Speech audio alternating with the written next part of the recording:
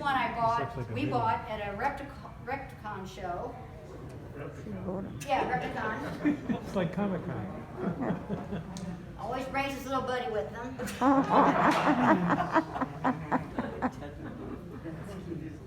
Oh, Now pretty. this dude is a western hognose snake. And it's got a rougher feel to it than the king snake because these are rough scaled instead of smooth scaled. But the stomach is just a whole different, it's a beautiful shape, color. And if the reason why it has the name hognose is that if you can look at it up closer, you're welcome to come up later and look, it does have a little turned up nose.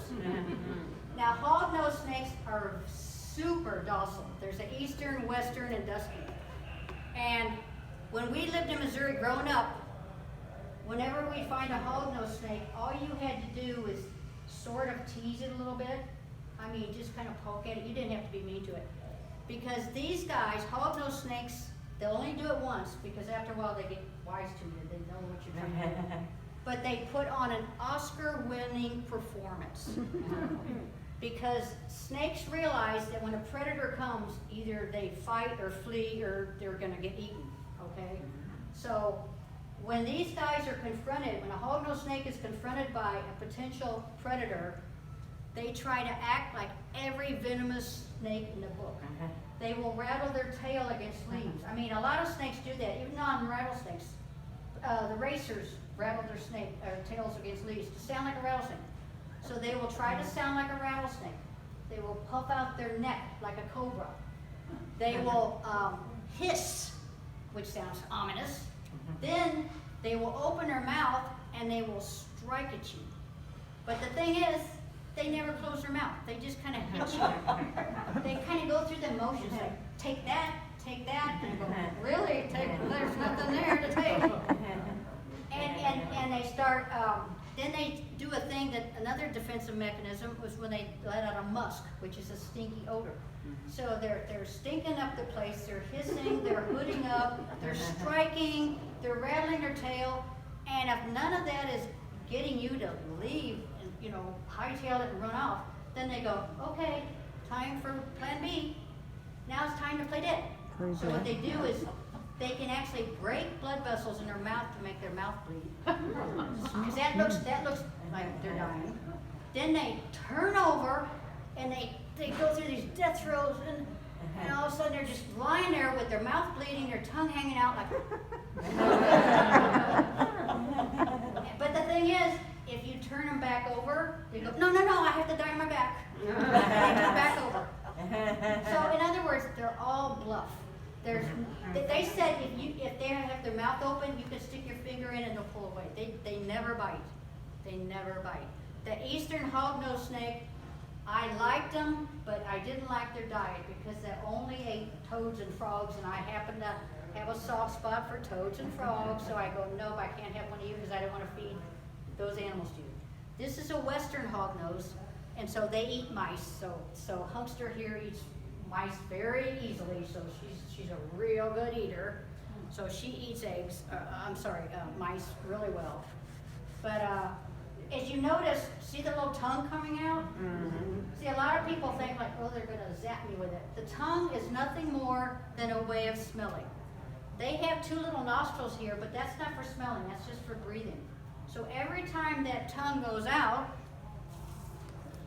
this poster kind of shows it, that tongue goes out, picks up particles in the air, and then when the tongue goes in, the tongue actually goes into a little organ in the top of the mouth, roof of the mouth, called the Jacobson's organ. Cats actually have a Jacobson's organ. And that's where they get their sense of smell. So they smell with their tongue.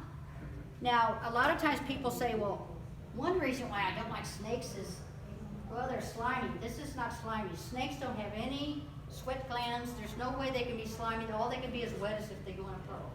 So they can't be slimy. And another thing that I hate about them is that they're always staring at me. They can't help it. They don't have eyelids. Lizards can blink their eyes. Snakes cannot blink their eyes. It's just like one big scale. So even when they're sleeping, their eyes are wide open. Okay? So that's just a little bit about the anatomy of them.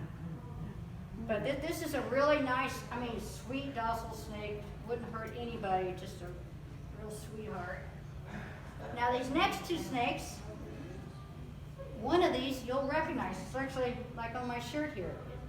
Even though it's a hybrid, it's called a red rat snake or a king snake. I'm sorry, red rat snake or a corn snake. Now some of these are very common. If any of you have seen any snakes around, you've probably seen the black snakes, which are the racers. And they are, of all the snakes, they are pretty irritable. They don't have the nicest temperament in the world. But this right here, Look at the size of that thing. now this is a red rat snake or corn snake. Now all the rat snakes are climbers. If you looked at a cross section of, her name's Junior, his name, we don't know what it is yet actually. The cross section of the body looks like a loaf of bread. Now the fact that the stomach is totally flat lets it actually climb up like a tree, like that bark of the tree, it can climb up there with no problem. So rat snakes are good climbers because of the loaf shape of their body. Now some snakes are kind of round shape and they're not as good at climbers as these rat snakes.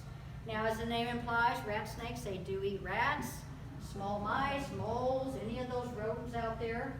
They can eat some small lizards when they're smaller. But this is a hybrid, and a lot of times these can be all the way up in the palms. I've had some people up trimming palms and they go, we killed a copperhead up there. No, you didn't. You killed a harmless, corn snake or red rat snake. But we also have, in Florida, we also have yellow rat snakes, which are yellow with a black stripe, and they get to be quite large. And these guys can get up to like 3 or 4 feet, usually. So we hatched her out. Now the other snake I have in here is, this is Cornita. They're both cage mates, so. Now they're both corn snakes, but this is a hybrid. This is one that my husband bought. So this is what you can get when you hybridize snakes. So they're both corn snakes, but this is actually one that has some albinos. So. But an interesting thing is they're both constrictors. The red rat snakes are constrictors also.